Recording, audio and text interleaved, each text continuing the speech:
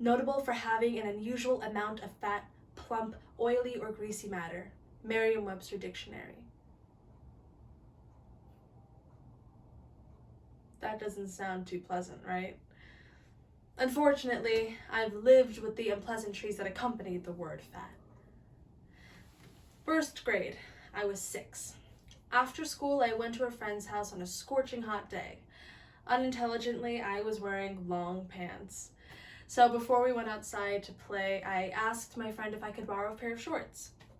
When the consent was given, I went to the bathroom to change, but the shorts didn't fit. My knee couldn't even get past the hem of the short that became suffocating to my body the more I pulled. I pulled, but to no avail. They couldn't get up past my stupid, fat, swollen, gross knee.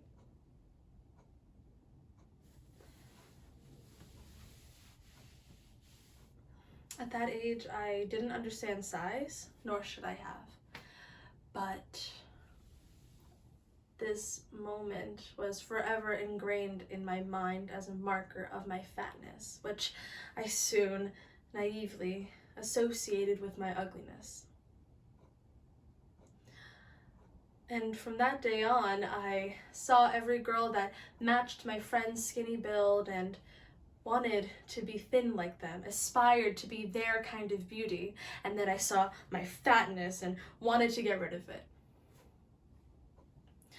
5th grade, I was 9 years old. The doctors told me I was in the 97th percentile of my weight. To lessen this number, I was put in Taekwondo. I was finally engaging in physical activity a few times a week, every week. That was all I was supposed to need. But it didn't work. I grew impatient that I wasn't seeing drastic change. I was still the girl I always was, the girl who was fat, ugly, and undesirable. Later, on a random, weighty day, pun intended, I noticed that as I inhaled a certain way, I could reduce the prominence of my stomach. I was able to seem thin. This habit soon invaded my life. And I think what made this so addicting was that I was able to see fast change. I quickly went from a girl that was too fat for her age, was ugly and undesirable, who couldn't share her clothes, to a girl that looked normal. This habit infiltrated my life and began to feel so normal that it felt wrong not to suck in my stomach.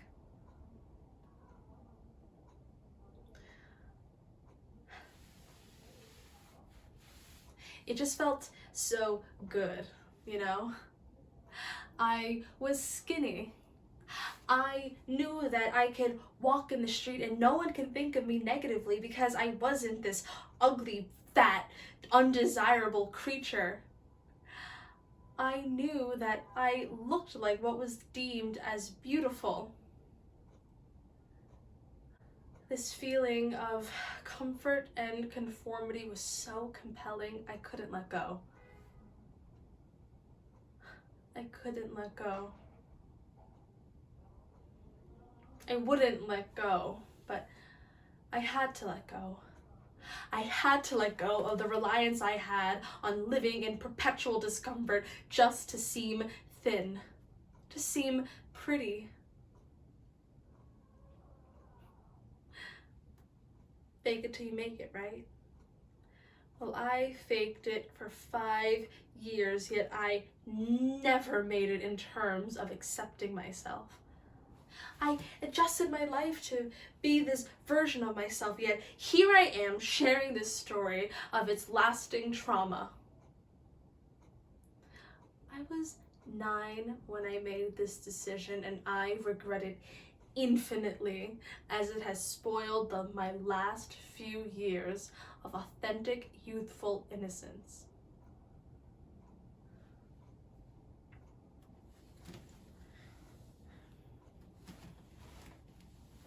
Ninth grade.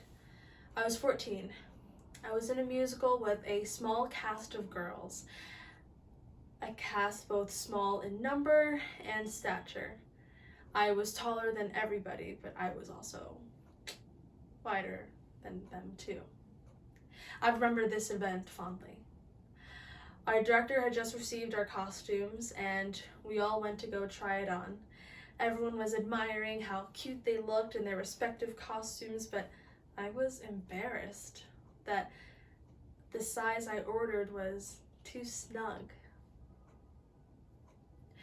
By nature of the small room, everyone watched as my director fiddled with my costume, watched as I turned pale with embarrassment because I'm their fat, ugly elephant castmate that was too fat for their costume. I remember feeling so much shame that day. And I internalized that shame because I didn't want to admit to my fatness, because I thought admitting to my fatness would be admitting to my ugliness. And I just wanted to be beautiful. I just want to be beautiful. I didn't get that right. Oh, no.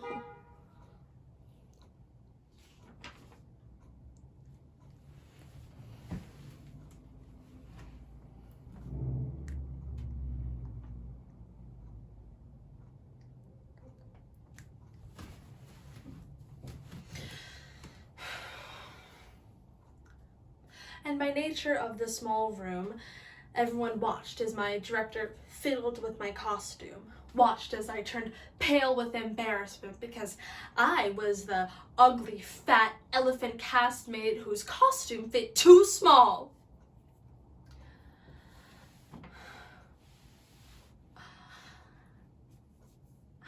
I felt so much shame that day.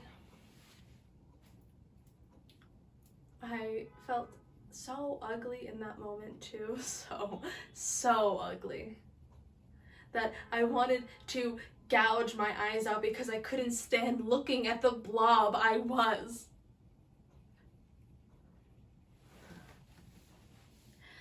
I internalized the shame I felt this day because I didn't want to admit that I was fat. I didn't want to embrace my fatness because I thought that meant I'd be embracing ugliness. And I just wanted to be beautiful.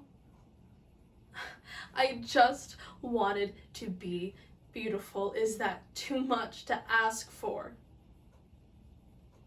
But my life isn't entirely composed of sob stories, don't worry.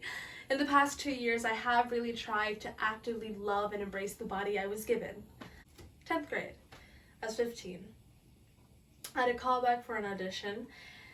Now, normally I would have been so nervous, but that day I walked into that audition with so much confidence. So much of that had to do with the fact that I walked out of my house this morning feeling amazing. I was getting ready, putting on my dress and my sneakers, thinking, wow, I look great. And it's been a while since I said that and genuinely believed it. You know, I saw Chubb peep through bits of the dress, but I thought it was beautiful. Sexy, even. This is actually a funny story because the prerequisite audition for me to get this callback went terribly. I completely bombed. So this was my chance for redemption. And honestly, I don't think it would have gone well if it wasn't for the fact that I walked out of my house that morning feeling like the most confident, the most beautiful girl in the world. And the confidence proved me well. I got into the show, and I made so many friends that day, some being my best friends today. So many successes came from the day when I embraced my natural body. I felt free and open to the world, and I want to keep that feeling forever.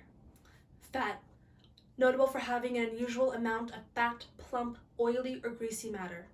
Merriam-Webster Dictionary. But I left out a few parts.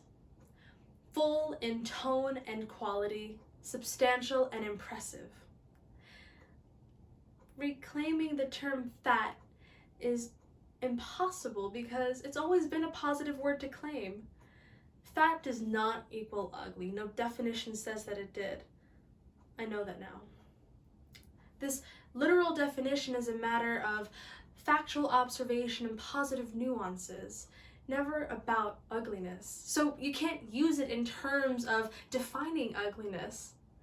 I love my big tummy, flabby arms, cellulite-ridden thighs, and plump neck. These perceived flaws are only flaws to those who equate fat to ugly. But fat is beautiful. I am beautiful.